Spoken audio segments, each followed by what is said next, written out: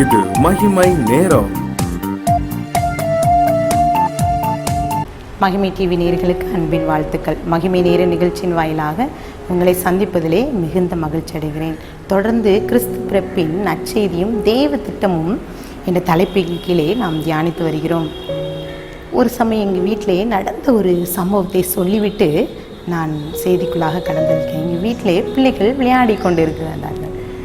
அப்புறம் அவங்க உற்சாகமாக சந்தோஷமாக விளையாடி கொண்டிருக்கும்போது என்னுடைய பிள்ளை அழ ஆரம்பித்தது. நானும் போய் என்ன நடந்தது என்று சொல்லி பார்க்கும்போது அவளை சமாதானப்படுத்தவே முடியவில்லை. நானும் போய் அவளை சமாதானப்படுத்தி என்ன நடந்தது என்று கேட்கும்போது இயேசுவின் வருகை சமீபத்தில் இருக்கிறது என்று சொல்லி ஆண்டவர் வரப்போகிறாங்க, அதனால் இந்த மாதிரி டிவியில் இதெல்லாம் பார்க்கக்கூடாது, செல்ஃபோனில் கேம்ஸ்லாம் விளையாடக்கூடாதுன்னு சொல்லி அவர்களுக்குள்ளே ஒரு வாக்குவாதம் வந்தது. இதை பார்த்த உடனே அவளுக்கு ஒரு பயத்திலே அழ ஆரம்பித்தாள் என்று சொன்னாள். அப்புறங்க அவளோடு நான் பேசினேன். நம்ம அப்பா ஊருக்கு போனால் நம்ம என்ன செய்வேன், நீ என்ன செய்வா? அவங்க ஊருக்கு போயிட்டு திரும்பி வரும்போது அப்பா வராங்கன்னு சொல்லிட்டு ஓடி வந்து அவர் பார்க்க செல்வாள்ல, அதே போல தான் ஏசப்பா அவர்கள் அங்கே பரலோகத்தில் இருக்காங்க, நம்மளை பார்க்க ஒரு நாள் வருவாங்க. அப்போ நாம் ஏன் பயப்படணும்? ஆண்டவர் பக்கத்தில் இருந்து நாம் பார்க்க வேண்டும் அல்லவா? ஆண்டவருக்கு நிச்சயமாக நம்மை பரலோகத்துக்கு அழைத்து செல்வார்ன்ற ஒரு நம்பிக்கை உனக்கு வேணும்னு சொல்லி அவளோடு பேசிக்கொண்டேன். பாருங்கள், இந்த நாளிலும் கூட ஆண்டவராக இயேசு கிறிஸ்துவின் பிறப்பிலே தேவ திட்டமும் நற்செய்தியும் இருந்தது. இன்றைக்கு உங்களுக்கு ஒரு நற்செய்தி நான் சொல்கிறேன். இயேசு ராஜா இன்றைக்கு மகிமையோடு திரும்ப வருவார். எத்தனை பேர் சந்தோஷமாக இருக்கிறீங்க? நமக்குள்ளே ஒரு பயம் ஏற்படுகிறது. அந்த வருகை என்று சொன்ன மாத்திரத்திலே பயந்து விடுகிறோம். நமக்குள்ளே ஒரு மனக்கலக்கம் ஏற்படுகிறது. இல்லை, மனம் திரும்புங்கள் இந்த வார்த்தை கேட்ட உடனே நமக்குள்ளே ஒரு பயம், ஒரு மரண பயமோ ஏதோ ஒரு பயம் நம்மை ஆட்கொண்டு விடுகிறது. இல்லை பாருங்க, ஆண்டுடைய பிறப்பிலே தேவ திட்டம் இருந்தது. ஒவ்வொரு காரியமும் இயேசு பிறப்பு, அவருடைய வளர்ப்பு, அவருடைய ஊழியம், அவர் உயிர்த்தெழுதல், எல்லா காரியமும் நிறைவேறி முடிந்தது. இன்னும் ஒரு சில காரியம் நடைபெற இருக்கிறது. அது ஆண்டோடைய வருகை மாத்திரம்தான். அந்த வருகையை எதிர்நோக்கி கொண்டிருக்க ஆண்டோட வருகை எப்படிப்பட்டு இருக்குமா? திருடன் வருகை போல இருக்கும். இன்னுமாக ஆண்டோடைய வருகை எப்படி இருக்கும்? ஆண்டவர் மகிமை உள்ள ராஜாதி ராஜாவாக இந்த உலகத்திற்கு வர இருக்கிறார். அது மாத்திரமல்ல, ஆண்டவர் நம்மளை அவர் சிங்காசனத்திலே வீற்றிருக்கிற தேவன் நீதி உள்ள நியாயாதிபதியாக நம்மை பார்க்க வருகிறார். பாருங்கள், நம்மளுடைய இருதயத்திலே ஒரு மனக்கலக்கம் எப்போது வருகிறார் என்ற நிச்சயம் யாருக்குமே அறிவிக்கப்பட நினையாத நாளிகளே மனிதகுமாரன் வருவார். பிதா ஒருவருக்கு மாத்திரமே இதை தெரியும். பாருங்க, இந்த நாளிலும் இந்த ஆண்டுடைய வருகை குறித்து நாம் பார்க்கும்போது நோவா காலத்திலே நடந்தது போல நடக்குமா? ஆண்டுடைய வருகை எப்படி இருக்குமா? ஆண்டோட வருகையிலே நோவா அந்த ஜனங்கள் எப்படி இருந்தாங்க? பூசித்து குடித்து தன்னோட மனம் போன போக்கிலே சென்று கொண்டிருந்தார்கள். அவர்களுக்கு ஆண்டுடைய வருகை குறித்த அந்த பேழையை குறித்தோ அந்த ஜலப்பிரயாத்தை குறித்தோ எந்த கவலையும் இல்லை. அந்த அழிவை கண்ட போது மாத்திரம்தான் அவர்கள் ஓடிக்கொண்டு சென்றார்கள். வேத வசனம் இவ்வாறு சொல்கிறது. அப்போஸ்தலர் 1:11 இயேசுவானவர் பரலோகத்துக்கு எடுத்துக்கொள்ளப்பட்ட போது தூதர்கள் அப்போஸ்தலரை பார்த்து, கலிலேயராகிய மனுஷரை நீங்கள் ஏன் வானத்தை அண்ணாந்து பார்த்து நிற்கிறீர்கள்? உங்களிடத்தில் நின்று வானத்திற்கு எடுத்துக்கொள்ளப்பட்ட இந்த இயேசுவானவர் எப்படி உங்கள் கண்களுக்கு முன்பாக வானத்திற்கு எழுந்தருளி போனாரோ அப்படியே மறுபடியும் வருவார் என்று அங்கே சீஷர்களுக்கு அறிவிக்கப்படுகிறது.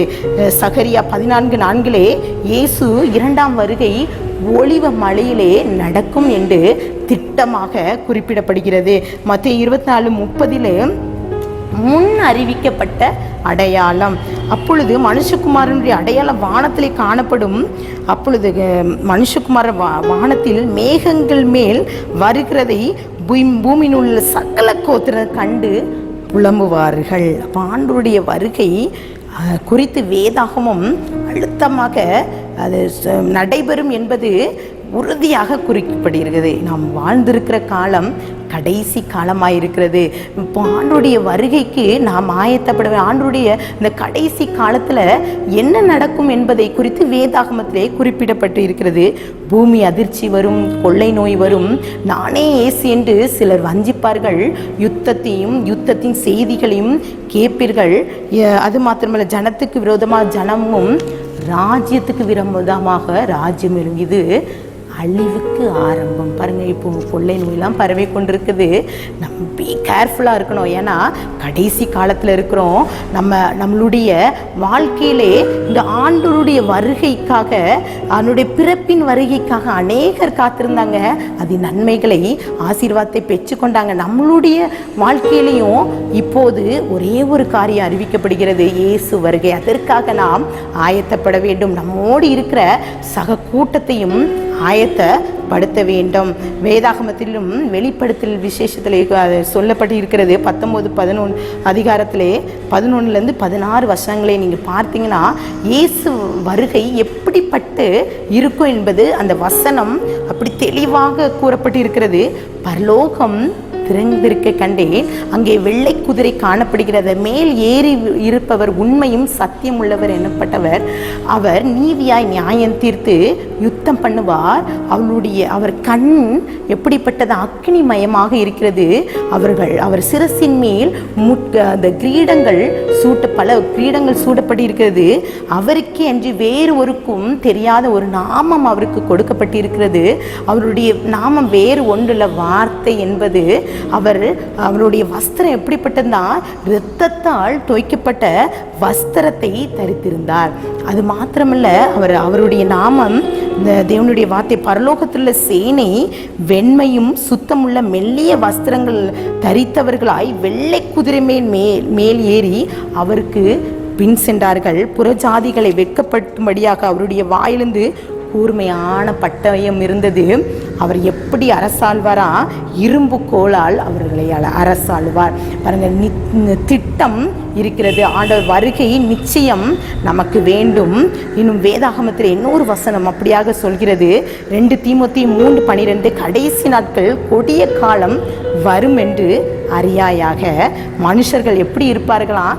தற்பிரியராயும் பணப்பிரியராயும் வீம்புக்காரராயும் அகந்தை உள்ளவர்களாயும் தூசிக்கிறவர்களாயும் தாய் தகப்பன்மாருக்கு கீழ்ப்படியாதவர்களாயும் நன்றி அறியாதவர்களாயும் பரிசுத்தம் இல்லாதவர்களாயும் சுவாப அன்பில்லாதவர்களாயும் இணங்காதவர்களாயும் அவதூறு செய்கிறவர்களாயும் இச்சையடக்கம் இல்லாதவர்களாயும் கொடுமை உள்ளவர்களாயும் நல்லோரை பகைக்கிறவர்களாயும் துரோகிகளாகியும் துணிகரம் உள்ளவர்களாயும் இருமாப்பு உள்ளவர்களாயும் தேவ பிரியராயிராமல் சுகபோக பிரியராயும் தேவ பக்தியின் வேஷத்தை தரித்து அதன் பலனை மறுதளிக்கிறவர்களாகி இருப்பார்கள்.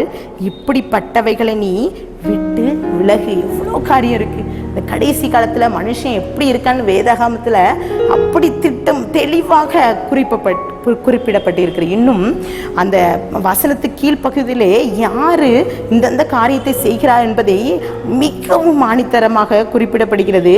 பாவங்களால் நிறைந்து பற்பல இச்சைகளால் இழுப்புண்டு எப்பொழுதும் கற்றலும் ஒருபோதும் சத்தியத்தை அறிந்து உணராதவராயிருக்கிற பெண் பிள்ளைகளுடைய வீட்டுகளில் இப்படிப்பட்டவர்கள் நுழைந்து அவர்களை வசப்படுத்தி கொள்கிறார்கள். மனுஷன் எப்படி மாறிட்டான்? ஒரு மிருகமா மாறிட்டான். சுபாவ அன்பு இல்லை. ஆண்டு படைத்த நோக்கத்தை மறந்துவிட்டு மனமோன போக்கிலே சென்று கொண்டிருக்கிறார். பாருங்க, ஆண்டவர் நம்மை கவனிக்கிறார். நம்மளுடைய வாழ்க்கை எப்படி இருக்கு? நம்மளுடைய பெண் பிள்ளைகளை எப்படி வளர்க்கும்? இந்த பெண் பிள்ளை வைத்திருக்கிற குடும்பத்தின் பிள்ளைகள் ரொம்ப ஜாக்கிரதை. அவர்கள் மூலமாக தான் இப்படிப்பட்ட காரியம் கடைசி காலத்துல வீட்டுக்குள்ள நுழையுதான். பாருங்க, 1 யோவான் 2:8 இப்படி இருக்க பிள்ளைகளே, அவர் வெளிப்படும் போது நாம் அவர் வருகையின் அவருக்கு முன்பாக வெட்கப்பட்டு போகாமல் தைரியம் உள்ளவர்களாய் இருக்கும்படிக்கு அவரில் நிலைத்திருக்க வேண்டும். ஆண்டவர் நிலைத்திருக்கும்படி நம்மை செய்வாராக. நரகம் என்ற ஒரு புத்தகத்தை நான் வாசித்தேன். அதிலே மன்னிக்காத ஒரு குணம். நாம் மன்னிக்கவில்லை என்றாலும் கூட பரலோகத்துக்கு செல்ல முடியாதான். நாம் என்ன நினச்சிட்டு இருக்கோம், நான் ஆலயத்துக்கு செல்கிறேன், ஜெபிக்கிறேன், நான் நல்லா இருக்கேன், பர்ஃபெக்டாக இருக்கேன், நல்லா ஆண்டருடைய அபிஷேகத்தை பெற்றிருக்கேன், வரங்களை பெற்றிருக்கேன், நிறைய அற்புத அடையாளம் என் மூலமாக நடக்குது, இந்த காரியங்கள்லாம் நடக்குது, ஏசப்பா செப்பரேட்டாக நான் பார்த்துருக்கேன், ஆண்டவர் சொப்பனத்தின் மூலமாக என்னோடு பேசுகிறார், ஸோ நான் பரலோகத்துக்கு சென்று விடுவேன் அப்படின்னு நினைக்கிறோம். சில நேரங்களில் மாம்சீக கிரியைகள் நமக்குள்ளே செயல்பட்டு நாம் என்ன செய்து விடுகிறோம், நாம் இந்த உலகத்துக்கு ஒத்த வேஷத்தை தரித்து கொள்கிறோம். மன்னிக்கிற குணம் கூட நமக்குள்ள இல்லை. கிறிஸ்தவராக நமக்குள்ள எப்படிப்பட்ட குணங்கள் இருக்கிறது? ஆண்டவருடைய வருகை சமீபமாக இருக்கிறது. வேதாகமத்தில் 1 ராஜாக்கள் 18:21 சகல ஜனத்தண்டைக்கும் எலியா சொல்கிறார், வந்து நீங்கள் எந்த மட்டும் 2 நினைவுகளால் குந்தி குந்தி நடப்பீர்கள், கர்த்தர் தெய்வமானால் அவரை பின்பற்றுங்கள். ஆண்டவர் தெய்வம், நம் தெய்வம் உண்மையுள்ள தெய்வமாய் இருக்கிறார், நமக்காக நம் மீண்டும் வர இருக்கிறார். நம்ம 2 எண்ணங்களால் குந்தி குந்தி நடந்து கொண்டிருக்கிறோம். அதையெல்லாம் விட்டு ஆண்டவர் வருகைக்காக ஆயத்தப்பட வேண்டும். 1 ராஜாக்கள் 18:21 சொல்லப்படி இருக்கிறது. ஆண்டவர் பாருங்க, நம்ம அந்த காரியம் எலியாவுக்கு சொன்ன காரியம் நாம் அதை சிந்திக்க வேண்டும். 2 எண்ணங்களால் நாம் வாழும்போது பரலோக ராஜ்யத்துக்கு பிரவேசிக்க முடியாது. எரேமியா 31:22 சீர்கெட்டு போன குமார்த்தியே எந்த மட்டும் விலகி திரிகிறாய் என்று வேதாகம் சொல்கிறது. இந்த வேளையிலே நாம் கூட நம்மளுடைய வாழ்க்கையிலே ஆண்டவருடைய நாமத்தை அறிந்து கொண்டு மனபோன போக்கிலே சென்று கொண்டிருக்கோம். ஆண்டவர் வருகை சமீபமாக இருக்கிறது. நாம் எதிர்கொள்ள வேண்டும், நம் ஆயத்தப்பட வேண்டும், நம் கூட்டத்தாரையும் ஆயத்தப்படுத்த வேண்டும். கண்களை மூடி ஜெபிக்கலாம். அன்பின் பிதாவே, இந்த நாளிலும் கூட நற்செய்தி குறித்து தேவ திட்டம், ஆண்டோடைய பிறப்பிலே நம்முடைய திட்டம் இருந்தது, அதை நிறைவேற இருக்கிறது. ஆண்டோட வருகை அது முழுமையாக நிறைவேறும் என்பதை நாங்கள் தியானித்தோம். எங்களுடைய வாழ்க்கையிலே உங்களுடைய வருகைக்காக எங்களே நாங்கள் அர்ப்பணிக்கிறோம். இந்த வார்த்தையை கேட்டுக்கொண்டிருக்கிற பிள்ளைகளோடு நீங்கள் பேசுங்க.